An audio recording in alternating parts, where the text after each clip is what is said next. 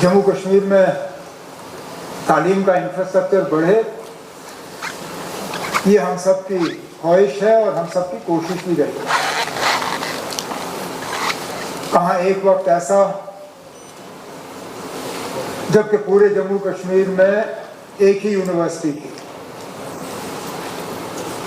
फिर उस यूनिवर्सिटी के दो ब्रांच हुए, कश्मीर यूनिवर्सिटी, जम्मू यूनिवर्सिटी।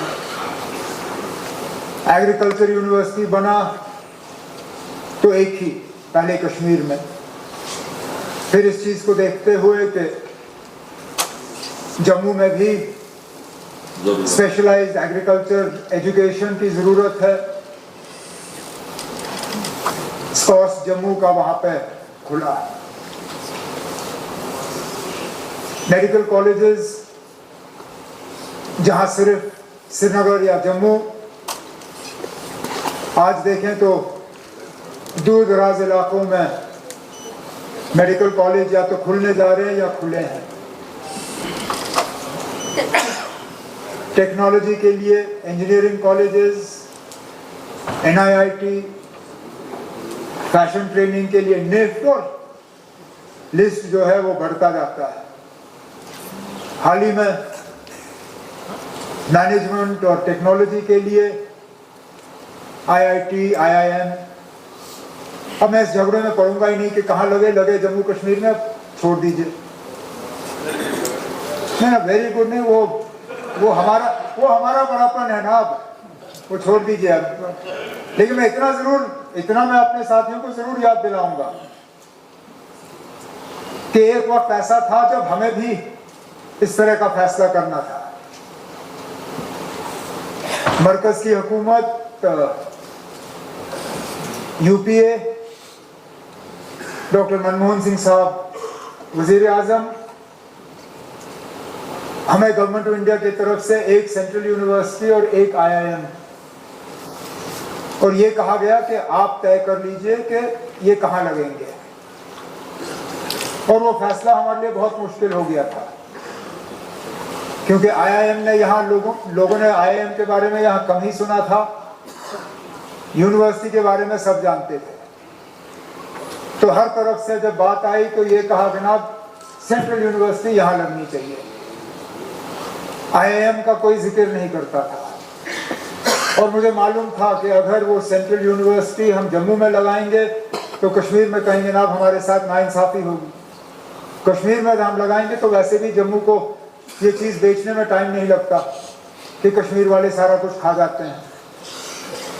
तो मैं खुद जाके डॉक्टर मनमोहन सिंह साहब से मिला, मैंने उनसे कहा ना हमें इस मुसीबत में मत डालिए, या तो आप तय करिए कहाँ डालना है, फिर ठीक है फैसला हमारे हाथ में है नहीं, सेंट्रल इंस्टीट्यूशंस हैं, आप डिसाइड करिए कहाँ लगाना है, हम शिकायत नहीं करेंगे।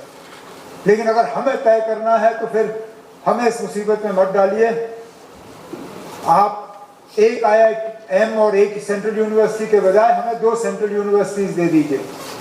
हालांकि वो और किसी रियासत में इस तरह का प्रोविजन नहीं था, लेकिन उस वक्त उनका बड़ापन, उन्होंने 2 सेंट्रल यूनिवर्सिटियां दी।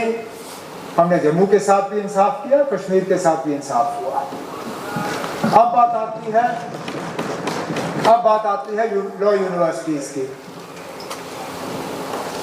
अब मजाक के तौर पे ठीक है ना, अब यहाँ पे बात आई, यहाँ पे भी खुलना चाहिए, यहाँ पे भी खुलना चाहिए, मांगने का हक हर किसी को है। मुझे पीछे से मेरे साथी अल्ताफ कह रहे थे मैं क्यों ना अनंतनाग के लिए मांगू, मैंने कहा आप मांगिए, कौन रोक सकता है आपको, आप जहां मांगना चाहते हैं मांग लीजिए। मुझे पता था जब गुरेजी साहब का हाथ ऊपर गया तो गुरेज की तरफ यूनिवर्सिटी को लेने का काम होगा, वो कहना भूल गए, लेकिन इशारतन इनके इशारे ही काफी है ना, इशारतन पता चल गया।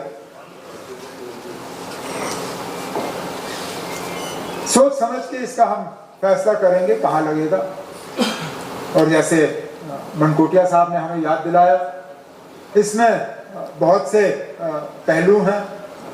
ये अकेले मतलब बनाना तो हमने है, पैसा भी हमारा ही लगेगा, लेकिन इसमें औरों का रोल है, उससे इनकार कौन कर सकता है।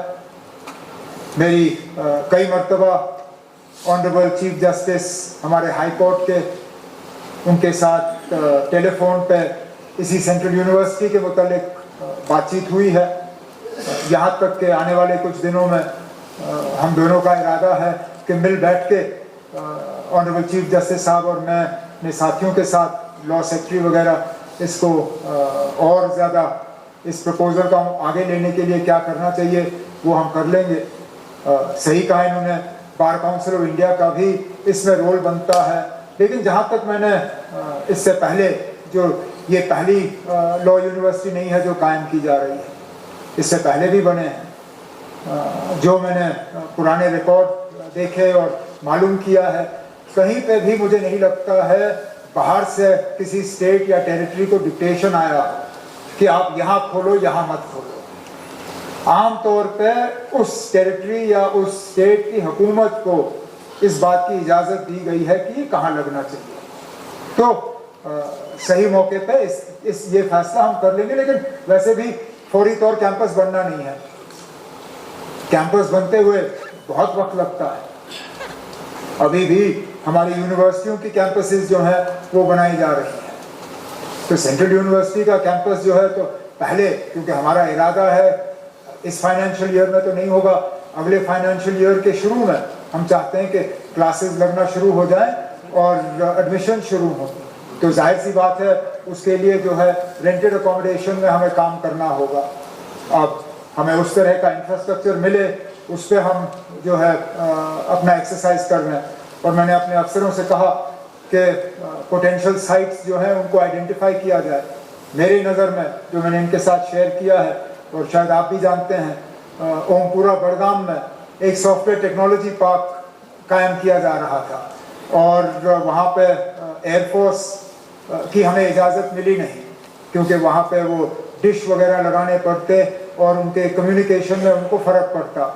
और वो बिल्डिंग शानदार एक कैंपस बना हुआ है, लेकिन उसका कोई इस्तेमाल नहीं है आज। मुमकिन है अगर और कोई हमें बेहतर जगह मिली नहीं तो मुमकिन है कि ओमपुरा बड़गाम के उस कैंपस में हम फिलहाल जो है सेंट्रल ये लॉ यूनिवर्सिटी जो है शुरू करें।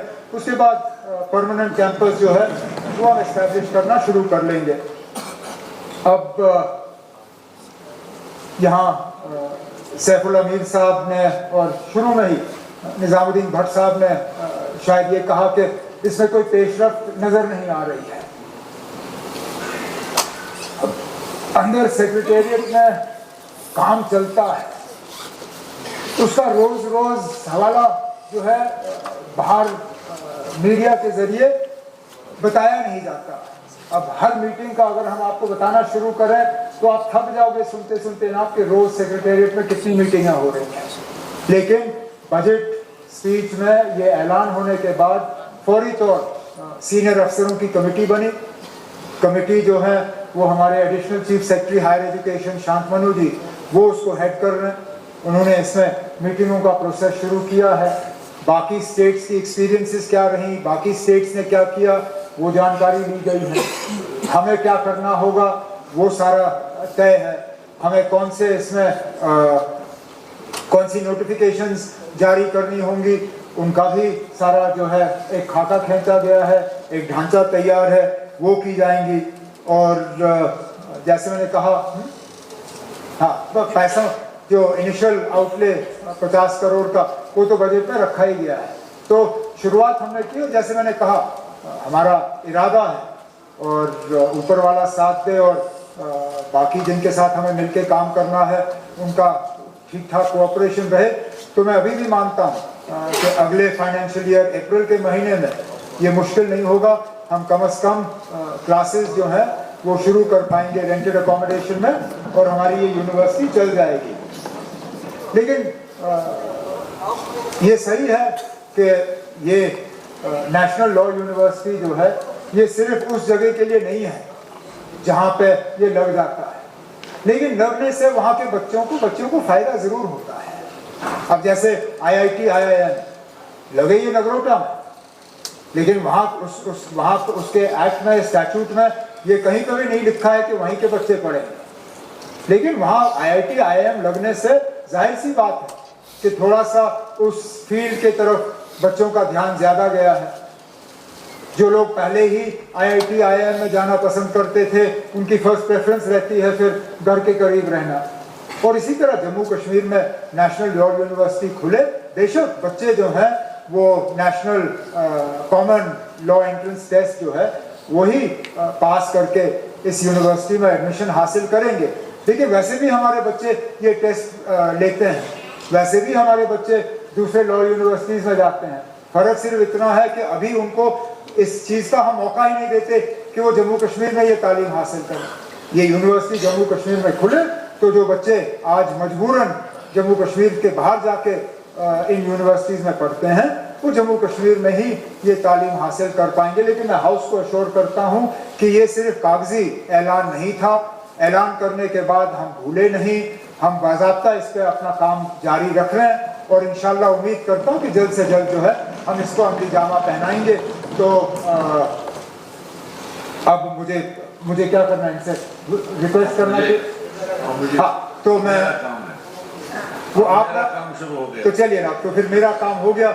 मैंने इस रेजोल्यूशन के हवाले से तमाम फैक्ट्स जो हैं हाउस के सामने रखे हैं।